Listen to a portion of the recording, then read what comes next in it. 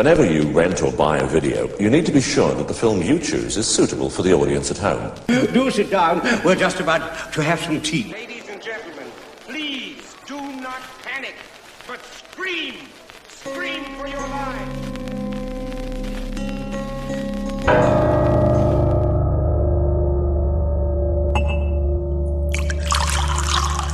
Hail weirdos, the kettle's boiled. Welcome to Tea for Terror, where we take a favourite horror film and dissect it over a nice cuppa.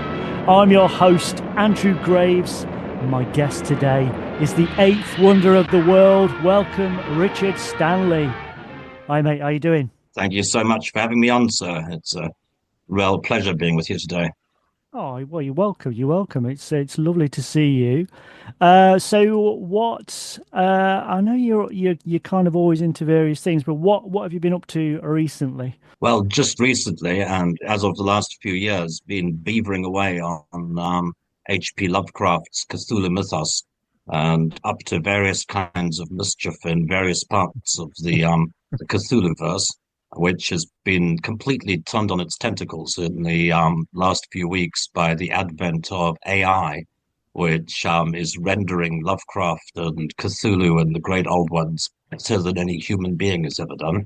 So that's been a big clarion wake-up call to an awful lot of artists, designers, fans of the mythos all over, and we're all watching and wondering with bated breath what strange manifestations are going to come from the machine world next. I mean, who would have thought that the AI would have been better at imagining Cthulhu than us humans? Well, no, it's a good point, because I mean, obviously the argument at the minute is that, you know, from an artistic point of view, you know, lots of artists, writers, or whatever, are up in arms about AI. But yeah, I think you're right in many ways. Lovecraft would have loved this. Lovecraft would have been well on board with this. Super bizarre. I mean, a writer who's been dead since the 1930s and almost kind of forgotten, but also kind of unreadable to modern audiences. I mean, many people of the next generation find it very hard to penetrate Lovecraft's text. But nonetheless, his work is landing with incredible force at the moment and seems to be speaking to people's hearts and minds. I guess it's partly because the universe we're living in seems to be spiraling so desperately out of control that it touches some kind of chord in people. But it's certainly the lad's time has come. Yeah, exactly. I love Lovecraft, and you know, and I think it always. I get it if people haven't sort of picked up on it, but I think that if you are into horror and you haven't delved into Lovecraft at all, I don't really understand why, because it's just that it's everything you've just said there. It's just this, you know, the thing I love about horror, it's not necessarily the visceral surface level stuff. It's what you don't see, it's what you can't imagine, and look, that's what Lovecraft always was. It's not necessarily the best kind of Lovecraft adaptations. In some ways are those that they present you with these ideas that are slightly off screen or slightly off the page, and you can't really ever really grasp them, and they are it's much more terror. I think Lovecraft dealt with that idea of the uncanny probably better than any other horror writer. Yeah, he certainly seems to have been on something. Presumably his brain chemistry was functioning rather differently from other people's, because I think it was purely natural. I mean, my mum was an artist, and she always put her visions down to eating a lot of cheddar was her excuse for it. So maybe there was something in the water, I don't know. But he certainly was A, ahead of his time, and B, nothing seems to be standing in the way of the Cthulhu and the great old ones in their desire to somehow port themselves into our current 21st century culture and get involved. That's something that ceaselessly amazed at this point in time. So there's obviously a tremendous scuffle going on out there as different people dust off old IPs and different screenplays and try to see if there's a way of working with the AI enabling us to actually visualize all the things that we've never been allowed to basically visualize before, because yeah, Hollywood's always had a lethal stranglehold on high budget material. Normally, people can't afford to build lost cities and ancient civilizations and all the things that go into high fantasy. But I think AI has effectively abolished that problem. Now, anyone pretty much, even on pretty much a normal home computer, can delve into that material. So the sky is the limit, but also the speed with which it's evolving is uncanny, and it's reaching kind of a level of photorealism. It still can't do human beings to the point that we can't tell the difference, but they're getting better every day. And this thing is learning exponentially at a rate that means that the material that folk are producing this week is like 100% better than what I was seeing last week. It's evolving very, very fast. So yeah, interesting times. I can't imagine where we're going to be in another year or 2, 3 years at this rate of progress. Well, yeah. I mean, so in terms of yourself and growing up, and so what were kind of your first connections with horror? How did you sort of start to get into horror films or horror in a broader sense? How did you come across it? What was it that fascinated you when you were younger? Well, I guess I was just raised and trained from birth to be involved in this kind of material, and that yeah, my mum was an anthropologist and an artist, Penny Miller, and who was also obsessed with mythology, little people, and Gothic fiction. So I think she was already reading me Bram Stoker's Dracula when I was 4 years old. And I grew up around a lot of that kind of material. And of course, Lovecraft was my mother's favorite author. So I guess she passed on my respect for him as a writer. But it was my dad who really set the ape amongst the pigeons, because yeah, I was growing up in southern Africa. My mum was basically studying different tribal cultures and going around harvesting stories about witchcraft, creation myths, and different invisible beings. My dad, however, was a failed filmmaker who had left England after I believe trying to steal camera equipment from the set of the Alexander Korda production of Thief of Baghdad. And never really had his chance to do anything in the industry. Uh, Growing up in Africa, there was no television. I didn't see any movies, so the my first encounter with the cinematic medium was when I was 4 years old, and my dad brought home a 16 millimeter print of King Kong, the original 1934 epic, which was the first moving image that I've ever seen. It was light years before television ever appeared on the radar for me. So yeah, Kong was the gateway drug into all that, and as there was 60 millimeter editing equipment lying around, it also meant that with the 60 millimeter print, there was the opportunity to replay bits of the film over and over again. And yeah, Kong landed with tremendous force the first time he showed up, projected onto yeah, the wall of our home in Africa. It really was the biggest thing that had ever happened.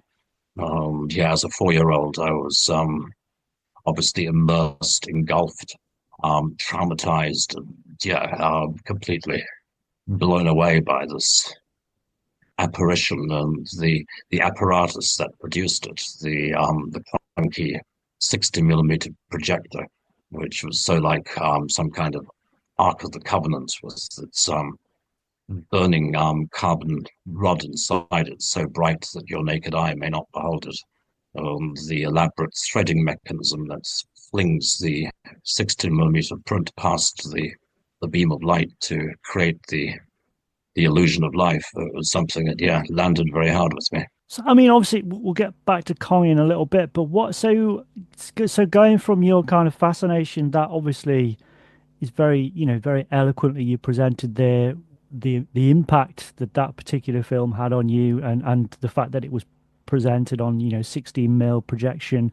So how how long was it before you actually started considering that you might be able to make films yourself? Yeah, I think that came very soon after the initial exposure to Kong, because beyond anything else, um, Kong also gives us the character of Carl Denham, Yes. the crazed filmmaker who is determined to go to some place where no outsider has ever been before, and to bring back images or to bring back something which no one has ever seen before, which is going to completely turn everything on its head. And Denham's also, yeah, ruthless in his pursuit of whatever it is he's trying to bring back. 'Cause he seems to switch from wanting to make a movie to actually wanting to capture Kong halfway through. But even though half his men are killed, he's prepared for it. He's even bought boxes of gas grenades. And is kind of prepared for this eventuality. And I guess even as a very young child, I thought, geez, I want to do that when I grow up. I want to be that guy.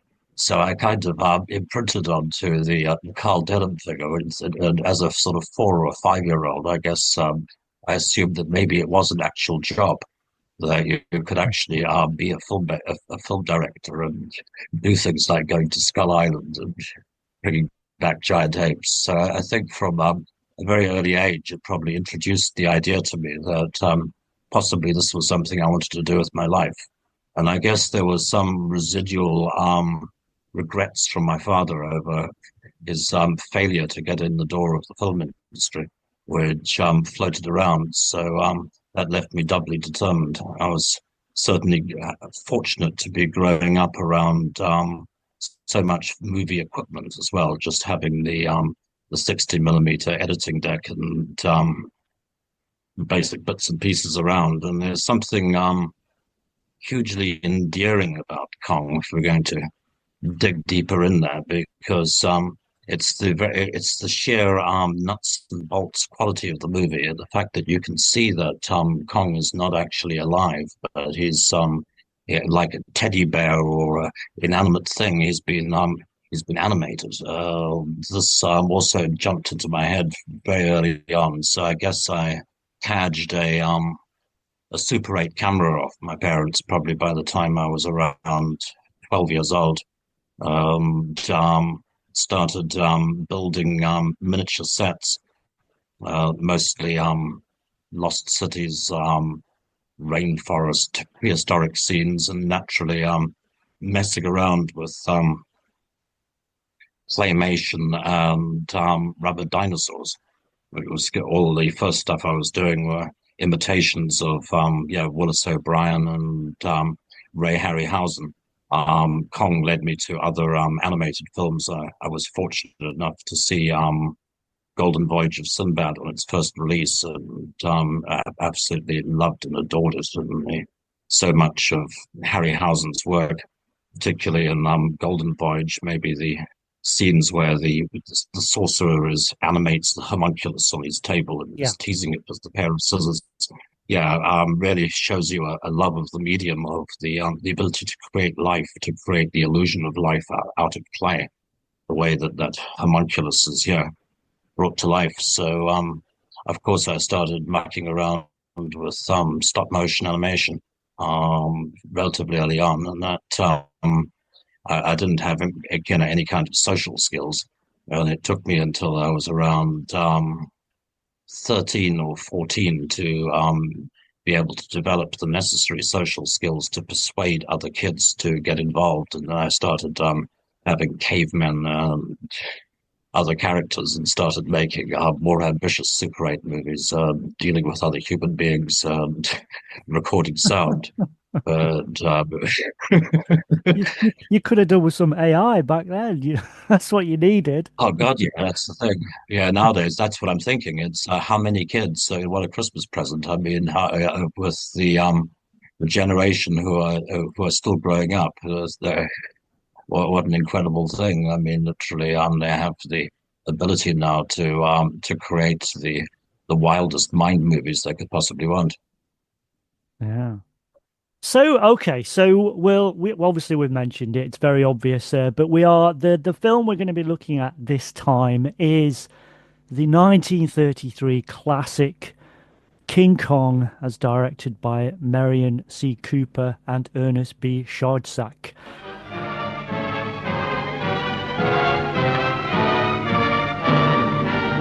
We're millionaires, boys. I'll share it with all of you. Why, in a few months it'll be up in lights on Broadway. Kong, the eighth wonder of the world! So we've covered basically with the first time you came across this film, but and I think it's interesting there that you talked about the sort of nuts and bolts and how this film is put together because there are so many elements going into it. And I think, one of the first things I want to talk about, because obviously, we're obviously talking about Kong and the monster and all that kind of later on. But I think what kind of gets overlooked sometimes with Kong, the 33 version, is just how it absolutely typifies that era in terms of what has become known as the pre-code film. This has got all of those kind of elements. It's very much a pre-code Depression era film. So despite you've got the main story about the giant gorilla, I think the lead up, because we don't really see Kong till about 40 minutes into the picture, but I think you've got those elements. I mean, Carl Denham, like you said, is this fast talking. He could almost have been, a character in a screwball comedy. He's got that fast talking, that parts of it right at the beginning almost sound like a screwball comedy of that sort of pre-code era. But also, I think the other thing, when we first see Fay Wray as Anne Darrow, she's pretty much fainting with hunger. And I think obviously this is kind of the Depression era bleeding in. And I think it's interesting, a lot of those pre-code films, even if you look at some of those screwball comedies, if you look at something like It Happened One Night, yeah, it's funny and it's got all this kind of knockabout comedy in it. But around on the edges, it absolutely doesn't fail to address the fact that lots of people are on the breadline. There's a scene similar to the Fay Wray scene. There's a scene in It Happened One Night where there's a woman on a bus and she's kind of collapsing through hunger, and so there's all this kind of stuff. So I think, and I think that the other thing about it being a good example of a pre-code film is there's no, as much as this film is absolutely worshipped and is seen as being a kind of, by a lot of people, is seen as being a kind of delightful curio of the era, it's actually, it's really terrifying in some ways still. Oh, yeah, it's got really seriously dark and painful stuff in there. Yeah, I mean, the one scene I watched it again earlier today. Obviously, I've seen it many times before, but it just reminded me. When we get to the sort of last act of the film, when Kong is pretty much, parading through New York City, and he's searching for Anne Darrow, and he reaches into the hotel room of a woman who's lying in bed, and she just wakes up to find that she's being grabbed by a giant gorilla's hand, and then he drags her out, and he doesn't just drop her to the ground to kill her. He lets her understand what's going on first, and then drops her to the ground. And we've got numerous examples where Kong just like picks people up and chews them in half and throws the bodies to the ground, or and there's a scene when they're still on the island with the natives, and one of them falls underneath his foot. He doesn't just tread on him by accident; he literally stamps him out as if he's a cigarette. And yet, because of the way that it's animated and the way that Willis O'Brien presents that ape, within 10 minutes of him throwing an innocent woman to the streets of New York for it to presumably splatter on the pavement, we feel really sorry for him because he's being gunned down by the airplanes. It's just, it's such, in the same way that the same year you had, I don't know if you've seen Murders in the Zoo. It's a brilliant pre-code because it's got these wacky sort of slapstick comedy in there, but then there's two scenes. one scene right at the beginning where Lionel Atwill basically finds out someone's been having an affair with his wife, and he sews the character's lips together, and you just see the character walking towards the camera with his lips sewed and bleeding together, and then it'll switch to like a slapstick scene. It's that's very much how you kind of it's almost this indefinable quality of those pre-code 1930s films. Well, I think that's one of the glories of Kong. I mean, in a way that just takes it somehow closer to real life, because real life doesn't know any gap between tragedy and comedy and horror, and tends to mix it all up in a big bag. But somehow, accidentally or intentionally, there's something about Kong himself, the way that he's animated, that he's not actually a real creature, but is this, yeah, a stop motion animation that makes him innocent. Kong has the same quality as a child or an animal, because something, or a big teddy bear. Somehow, despite the fact that he's ready to stamp on people, potentially step on children, throw women out of hotel windows, and kill everyone on the Fifth Avenue elevated train that he completely trashes on the way. It's okay because he's innocent. He's a bit like the beloved family dog that occasionally gets out of hand and mauls other dogs, and comes back very sorry for it. We still love Kong, and are horrified by the carnage he creates, but more than that, it's Kong's suffering in the course of it, because Kong is relentlessly dragged down and finally overwhelmed and killed by the very modern world in which he's marooned. From Dot, I have never been able to watch the end of Kong without tearing up. I've often taken that as a measure of people's humanity, even people who don't cry at the end of King Kong or find it just to be a joke. I've always kind of disliked. And it's also telling that I feel no such emotions in the Peter Jackson remake, where Kong does not get to trash the Fifth Avenue elevated railway line and kill all those people, but instead goes ice skating and has a comedy sequence. And kind of proportionately, I feel nothing when he is dying on the building. It's Kong's spiky nature in the first film, which in some crazy way makes me love him all the more. Well, there's just something about as much. I love, as you mentioned, Ray Harryhausen. I love Ray Harryhausen's stuff. I'll watch any Ray Harryhausen film. And there is something about the way he creates he's got these brilliant creations, and they're let loose on screen. But there's just something about Willis O'Brien's animation in terms of Kong. It's not just the fact that it's brilliantly done in terms of this thing, whatever it is, but it's the way Kong, the facial expressions, the way his eyebrows shift around. There is something so mischievous and obviously so dangerous about it that, like you said, it is this kind of, teddy bear stroke monster that's just unleashed in New York City. But I don't know if anybody, including Harryhausen, who I love, I don't know if anybody's managed to do with stop frame animation something as endearing as Willis O'Brien does with Kong. It's my contention. I think that Kong is completely matchless. He's kind of a non-recurring phenomenon. It's a truth I've tried to get away from all of my life, because it was the first movie I've ever seen.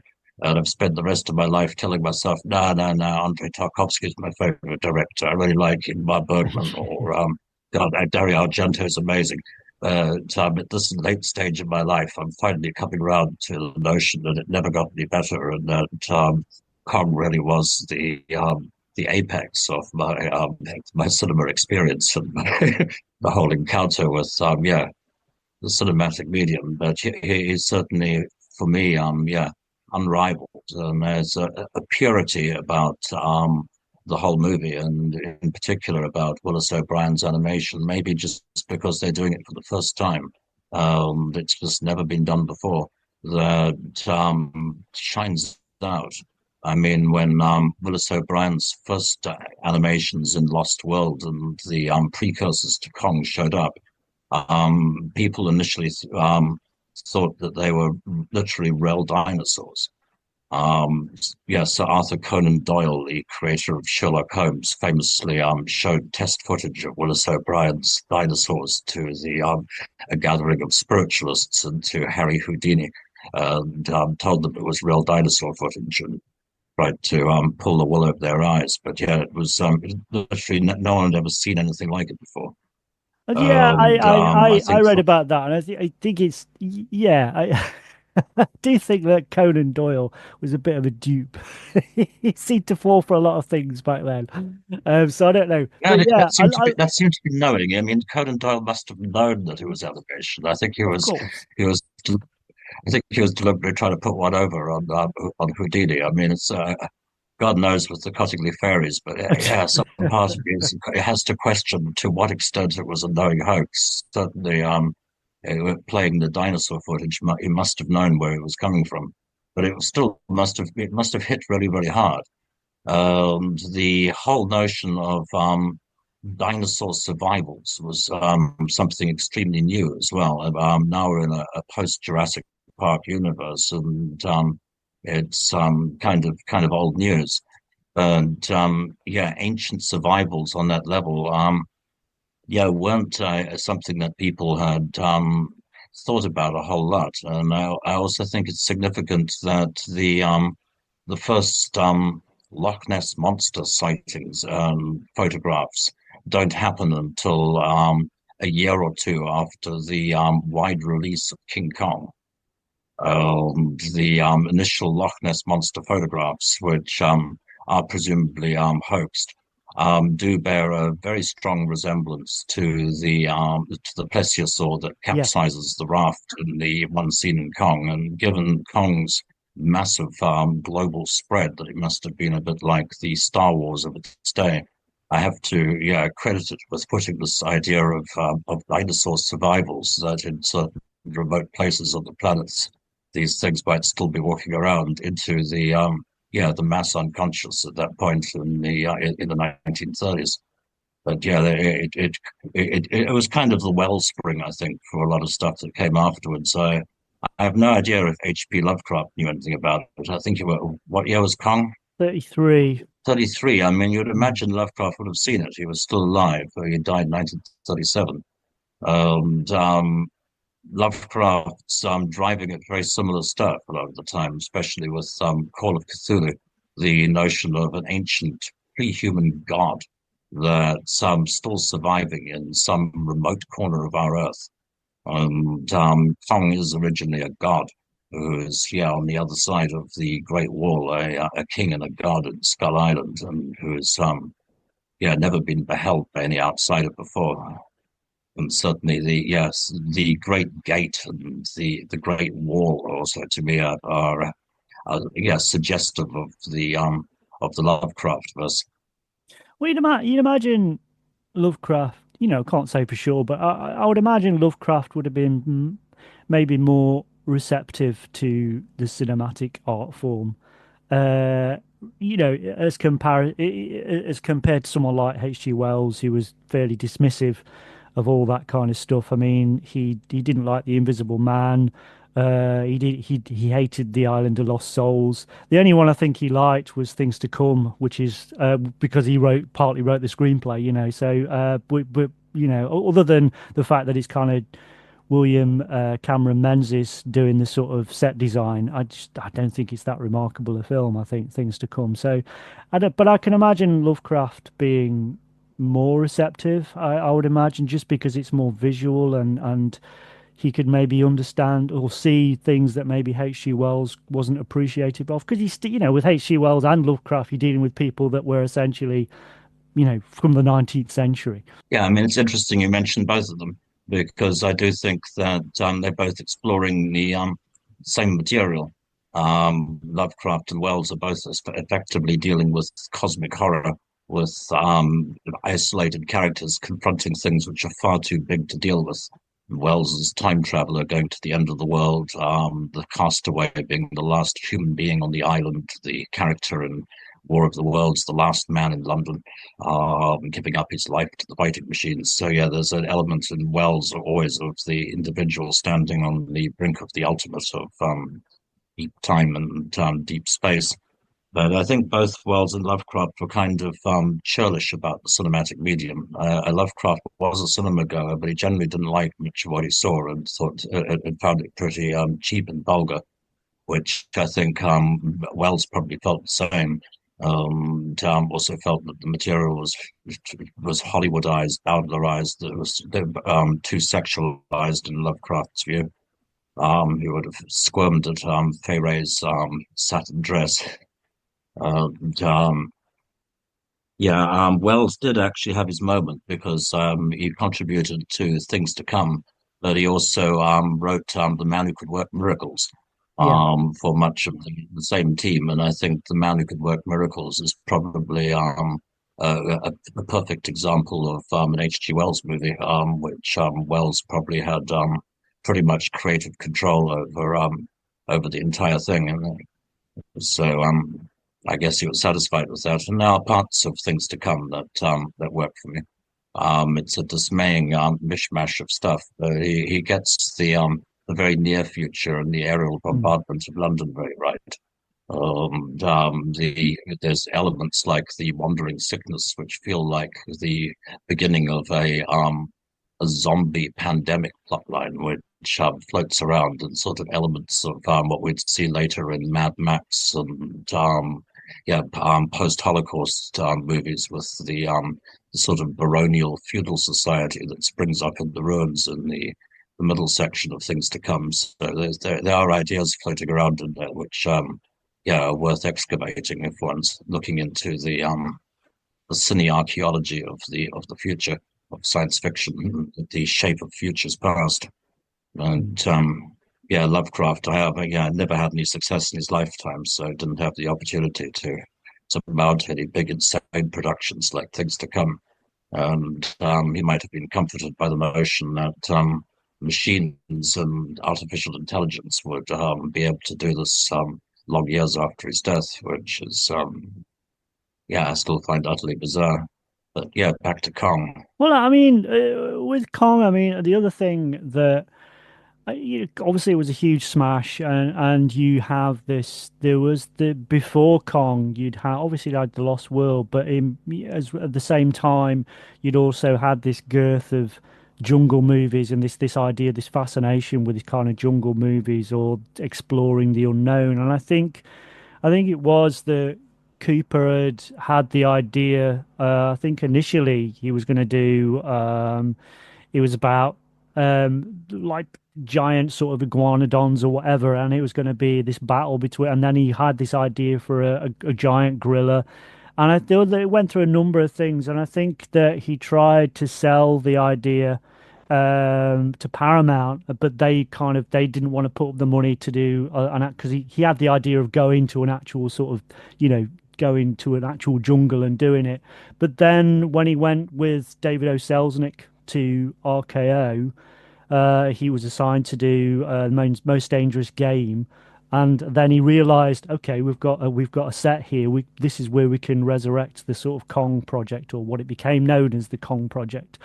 So I mean, it went through quite a long sort of gestation period, I think, Kong, because they just didn't have the technology or the know-how, and and I think in some ways the Lost World was almost like a proof of concept, almost, this idea that we can actually do this. But obviously it was still almost 10 years before they got back together and did Kong. So I think and also the other thing that I think that the public responded to was that now if you go to a zoo, you can almost guarantee if you go whatever zoo you go to, you're going to see primates or gorillas or apes. Whereas that back in the 30s, that certainly in America, that wasn't the case. So there was this kind of fascination of seeing this representation of a gorilla on screen, because you couldn't go to a zoo and see gorillas or apes or monkeys. Yeah, Carl Denham's Giant Monster. So I'd like to focus a little on Merian C. Cooper and the gestation of the Kong myth, because yeah, I guess early identification with the Carl Denham character led to a fascination with Merian, because Merian C. Cooper, my God, what a guy! I mean, I'm just absolutely flabbergasted and amazed by that man's career, what he managed to achieve. I mean, I think he got chucked out of the Navy initially. Went into the National Guard. Ended up chasing Pancho Villa in Mexico. Then he learned to fly in Atlanta. Learned to fly biplanes. Before World War One, was a barnstorming biplane pilot. Early days of flight. So he was flying around from different farms, getting people to pay him to take them up in the air and fly. So did barnstorming for a bunch of time. Then goes into World War One. As a World War One biplane pilot, is decorated for bravery a bunch of times. Becomes an officer. Likes the experience so much that he re-enlists and keeps going and ends up in the war between Poland and Russia, where he founds this biplane unit and again does huge amounts of daring do and starts making movies, puts cameras on the biplane wings and starts shooting aerial combat and meets Ernest P. Schutzack in the course of the war. They end up contributing to one film about the biplane squadron. I think it's called the Starry Squadron. That it got suppressed by Russia because it was a patriotic Polish movie. And they come in through war documentaries. Then, as a first feature, they decide to make a full-on documentary, which is this movie Grass, which is a feature-length film following a tribe of Mongolian shepherds as they move from their winter to their summer pastures, crossing ravines and a huge river in the middle of it, and scaling nightmarish cliffs. Shot in the middle of Mongolia and the Karakorums just after World War One. In a truly lost world with faces and people and customs that are truly vanished. And people seem to be dying. Animals are falling off cliffs into the river. The different scenes look nightmarishly dangerous. And Grass, their first feature-length documentary, which was a hit, and that encouraged them to make another one. So they made Chang, which was an elephant movie, and now they introduced more drama into it in a Robert Flaherty, Nanook of the North kind of way, and started blending in narrative elements with the story of the Indian boy who raises the big elephant Chang that ends up defending their village, shot with real elephants in India. And then it was a logical jump to want to do Kong, to want to do the same again with apes. And I think Coop initially imagined using a big gorilla, but then realized they couldn't possibly actually train a primate. Yeah, I mean, I think a lot like Carl Denham, they initially imagined they could do it with a real animal, that they would find a Kong and an ape that could interact with whoever the unfortunate lead was going to be. And then they rapidly realized that was not something that could work. So they needed to find another way of creating Kong. The extraordinary thing is that for coming from a sort of Mondo documentary perspective of documenting real life hazards, who obviously really believed in risking their necks in order to get the material, then decided to turn to total artifice. To Willis O'Brien and the glass paintings of Mario Larranaga, and to make the entire thing 6 inches high and to paint it on glass, which is such a a crazy inspiration, and instead of a real ape, the Kong's yeah, just over 6 inches tall, and then not only that, once they finally got him on top of the Empire State Building. It's Merian C. Cooper and Ernest P. Schutzak who are flying the biplanes. They are Yeah, the yeah, yeah, biplane yeah. pilot. Yeah, they then fly the biplanes and shoot down their own creation, which is kind of one of the most amazing things I think anyone's ever done. I'm hugely impressed at their sheer cheek and of pulling off something like that. And beyond that, the image of Kong on the building was the clutching Fay Wray. As aforementioned, even as an adult, I cry every time I see it. It somehow hits me on an emotional level that I have to say, for me, surpasses the crucifixion. I don't feel the same gut impact every time I see Christ on the cross, but somehow Cog on top of the Empire State Building just nailed it to me for me as a 4-year-old, and yeah, still as a 58-year-old.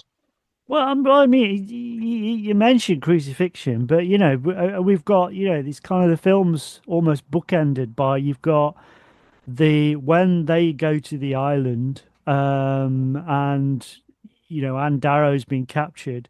She's sacrificed to Kong in very much a crucifix pose, and then when they transport Kong back to New York and he's in the nightclub, he's very much in a crucified pose. And obviously, had James Whale's Bride of Frankenstein, which was a complete mockery of the sort of crucifixion or Christianity or whatever. So I think you get that. But yeah, there's something. I think you've got to have your heart has to be stone in some way if you don't feel anything at the end of Kong. It's just the way. For me, it's the way that the planes keep coming in and hitting him, and he's getting weaker and weaker. And there's that beautiful shot where it's heartbreaking because he lets go, and then he just managed to grab on in time, but then he it overcomes him. It could have been really badly done, but it's done brilliantly. And you can't, as I say, you can't not feel for that creature at that point because it's not his fault. He's been completely ripped from his environment, taken hostage by these attention-seeking human beings, and he's in an environment which is completely unsuitable for him. And so when he escapes, of course he's going to create havoc and destruction. But then, the same human beings who have hounded him and put him into this situation which he didn't ask for are the ones that are responsible for his death. I mean, the bit that always gets me about Kong, I mean, yeah, right at the end, obviously it's heartbreaking, but it's also, there's there's a kind of sequel. I know they did Son of Kong, but that's not really, but there's a sequel where rightly Carl Denham should be in jail for just causing this, and instead you've got these women behind, oh, it's Carl Denham, he brought this creature over. It's like, yeah, look what he's fucking done. Yeah, the Son of Kong overbalances too far into the comedy Yeah. because you're right. There's always a Depression era comedy going on in the background of Kong, which kind of does take over the sequel. The sequel's cute, but yeah, underpowered a bit, like Mighty Joe Young, which lands in similar territory. Both fun, but they yeah miss the awesome, yeah, terrifying power of the intensity of the original. And yeah, it diminished a little. Yeah, Denham rightly would have been in jail, or but in Son of Kong, I believe he's forced to escape, to flee America. He's saved by Captain Englehorn, who smuggles him away to yeah To go and do the same thing again. You learn nothing, man. absolutely nothing. No, Denham's completely unrepentant and also yeah, seemingly unflappable, determined that this is just a temporary snag for him. That no doubt he will find his destiny, reinvent himself, and come back strong. And presumably, Anne Darrow winds up in some sort of lunatic asylum afterwards. I think she's gonna need quite a lot of therapy, I think. Um, so, I mean, you talked about your first time you saw this was when you were 4. I must have been I was around a similar age. I was like 4 or 5, and I think that the first time you see, I mean, if you've never seen it and you are older, then please go and see it. But I think in many ways, the best time to see it, the first time you see it, you should be, prepubescent, if you like. You should be very young because there is something about that the film it just retains its magic, and something is about connecting with it when I was that age. I have to say as well, a couple of years later. I went. One of the first things I ever saw in the actual cinema, at the pictures, was the '76 version of Kong. I don't know if I don't know what you've seen, whether you've seen that, or if you have any thoughts on that, because again, because it was one of the first things I saw at the cinema, it had a kind of impact. I don't think that the impact of it hasn't survived as well as the '33 Kong, but I do think they kind of tried to do something slightly different with it. It wasn't completely successful, but I think they try and take it in a slightly different direction, I think. Well, yeah. I mean, it's all depends, I guess, on the way you experience it or take it in the first time round. Because obviously, I hit Kong at an optimum period, and it's deeply impacted into my earliest childhood memories. As a result, through my very early childhood, from about 4 through to around 8 or 9, I was surrounded by Kong toys and Kong memorabilia and just wall to wall Kong everywhere, Kong t-shirts. Um, I managed to get bitten by an ape when I was 7 years old, and got involved with real apes. So I got to see the Dino De Laurentiis version with some expectation on its first release when I was a kid. Obviously I was bitterly disappointed um, because it was nothing like the Kong that I had come to love and respect. But that was because I was a original King Kong junkie. I guess I regretted the lack of dinosaurs most. Yes, I think yes. beyond all else. I think we get a Well, giant I do snake, think, and that's about it, isn't it? We don't. There's no dinosaur battles in it at all. yeah, it's sadly thin on dinosaurs, and although I appreciate the teasing out of the theme of Kong as a natural force, and also to some extent a symbol of the wild of which is basically harnessed and dragged back by colonialism, substituting oil exploration and the um the World Trade Center, the Twin Towers, for the State Building, but still retaining the essential theme of colonialism and of the America and the First World's effective rape of the rest of the world to Kong is a natural force which is that's ruthlessly commercially exploited, effectively crucified on the Empire State Building. So I do appreciate that the Lorenzo Semple Jr. script does tease out those themes, but it also sacrifices the part of the original which deals with cinema, with the fact that actually it's about Dylan trying to make a movie, bringing home some kind of crazy fucking entertainment. That this is meant to be, that this giant monster is somehow meant to entertain us with his death agonies. Is an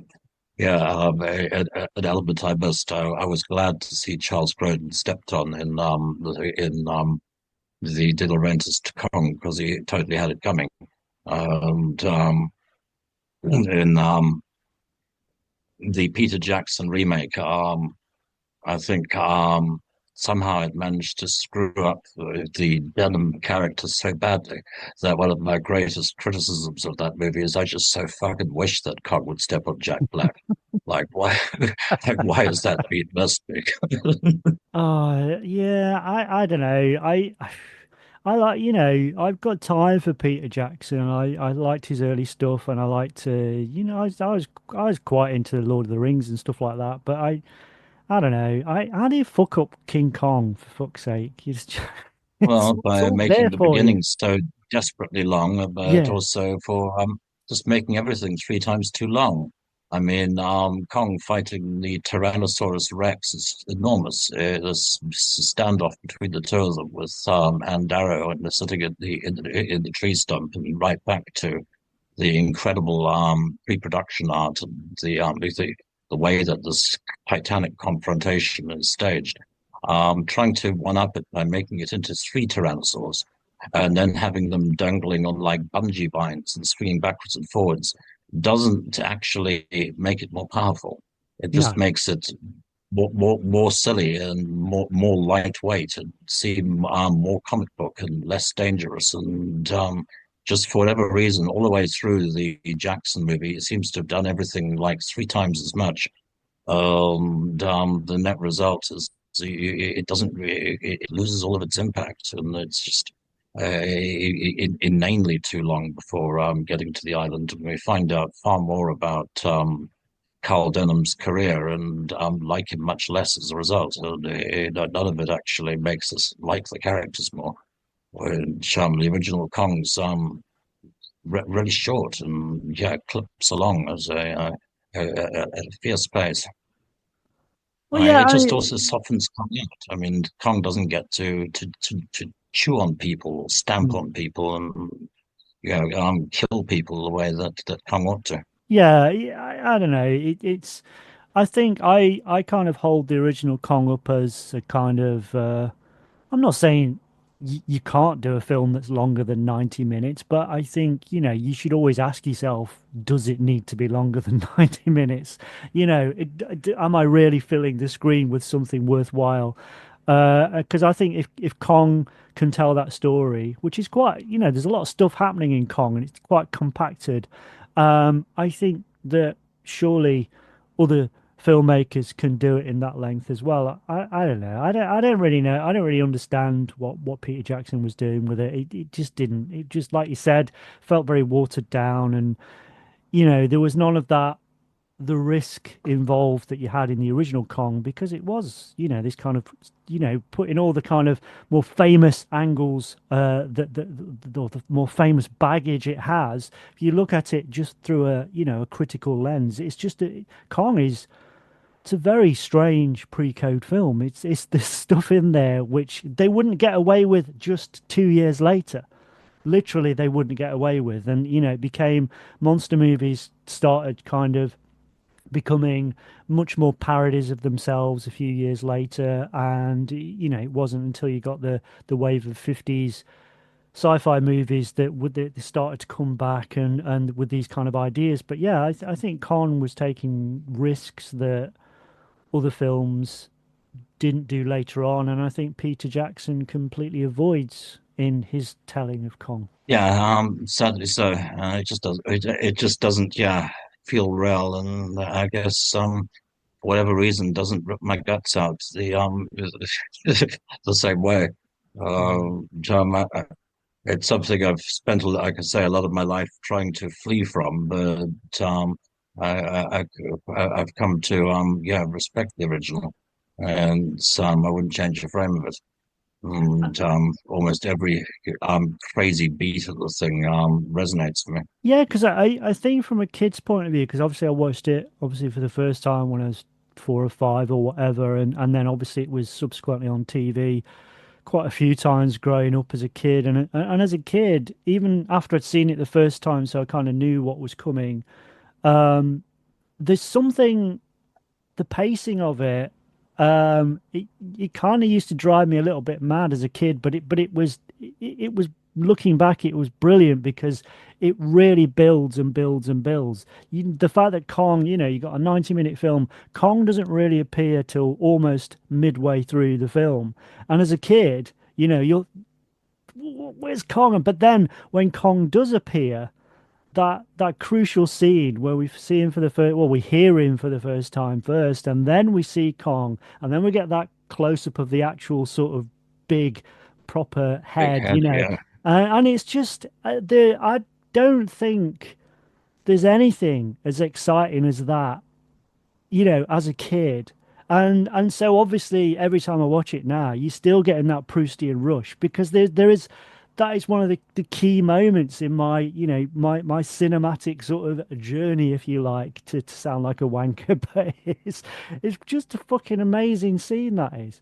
That impact of that first scene, and you hear, like I said, you hear him, then you see the branches moving around, the trees moving around, and as soon as Fay Wray sees him, lets loose with this blood-curdling scream, which she was trying to do earlier on the ship. And you get that great moment where the guy looks down and says, "What does Carl Denham expect she's gonna see?" It's just fucking incredible. It's brilliant. Yeah, I mean, it's haunted me all my life, and I've also found because Kong probably was the reason that I ended up becoming a filmmaker. I mean, it impacted on my life and imprinted onto my experience in a way that I guess changed a lot of things, and I found myself acting out different pieces of that movie in different crazy ways. Like the number of times I've done the now look up, now scream, scream, audition moment, or found myself directing that fucking moment. I know, like there was a situation on Color Out of Space where we just could not cast the one of the leads, the Madeline Arthur part of Lavinia. The originally it was meant to be yeah, we had a different lady in line for that part who dropped out at the 11th hour, and we found ourselves a week before production in Lisbon, in Portugal, with Nick Cage and a whole movie, and no young ingenue. I remember getting to that point and saying, "Look, I'm going to go into Lisbon. I'm going to find the first 17-year-old American girl." Stay down. Do you want to be? So yeah, these moments. I was very lucky that we ended up with Madeline Arthur, but moments of Kong have kept manifesting into it, yeah, throughout my experience, and yeah, that it's I guess yeah, has a weird primal status in yeah, my ongoing experience of what's happened to the. I mean, the first time I got to America in New York, the very first thing I did was headed for the Empire State Building. Um, That's the other thing, regardless of, Kong, the creature, the the giant ape or whatever, it's, there's just something. I mean, I love 1930s horror films, so, I just love that kind of subversive era. But also it's the fact that, obviously if there's usually a lot of the time they're set in New York, and there just is that, in a similar sense that you get with something completely different, like the early Laurel and Hardy shorts, there is such a deco feel, that everything is deco, and obviously the Empire State Building is such a monolith of Art Deco at that time, and it's all of that, as much as I'm a big fan of a lot of 21st century horror, don't get me wrong, but there's something about those 1930s horrors. They leave uh, they leave you with a different kind of feeling, whether it's Frankenstein, whether it's King Kong, whether it's the Bride of Frankenstein, whether it's even Dracula. Dracula has a lot of faults, I think, but at its best, when it's almost like a silent film and it leaves you with these haunting images. I think the first half an hour of Dracula is the best part of that film, where when we're in Dracula's castle, and particularly, they had those silent scenes of his daughters enclosing on the victim. It's brilliantly done, and there's something that is you can't replicate about that era. I'm not saying people should even try, but there's something which is so untouchable and unimaginable because people were a lot of filmmakers were sort of still pioneering, they'd gone through the silent era, and here you had this new phase of talking films, and people were still trying to reinvent this kind of art form. And I think a lot of the time, even though I'm a horror fan and lots of other people are horror fans, I don't always think that those 30s films get the praise that they deserve. I think, obviously Frankenstein and things like that do, but I think there's things like, Mad Love and stuff like that. They're just fucking seriously subversive films. The Black Cat, they're just fucking crazy.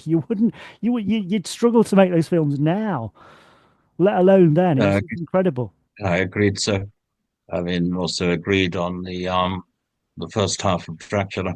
But yeah, Kong and Frankenstein and yeah, the films of that period, I guess now have assumed the status of something like fairy tales. They're, I mean, they're archetypal, primal myths that we couldn't possibly make now because I guess some part of it is because they were first. They were doing things for the very first time that no one had seen or imagined before. There would always be a knowingness or a lack of innocence if we tried to remake them or somehow modernize them. And Well, because they, now if you set out to make a horror film, it's going to go because we all think we understand what a horror film is. Back then, they weren't setting out to make horror films. They were just making films that happened to become known as horror later on. So it's a different vibe. yeah, and I think with Kong, we're also looking at something that was just a mind-blowing conceit on behalf of Merian C. Cooper and Ernest P. Schutzak, this notion that they were going to put a giant ape on top of the Empire State Building, and then they were going to shoot it down with a biplane, and it was going to be the biggest thing that ever happened. Which is it just boggles me every time I even begin to think about it. The fact that they pulled it off with such mind-blowing panache.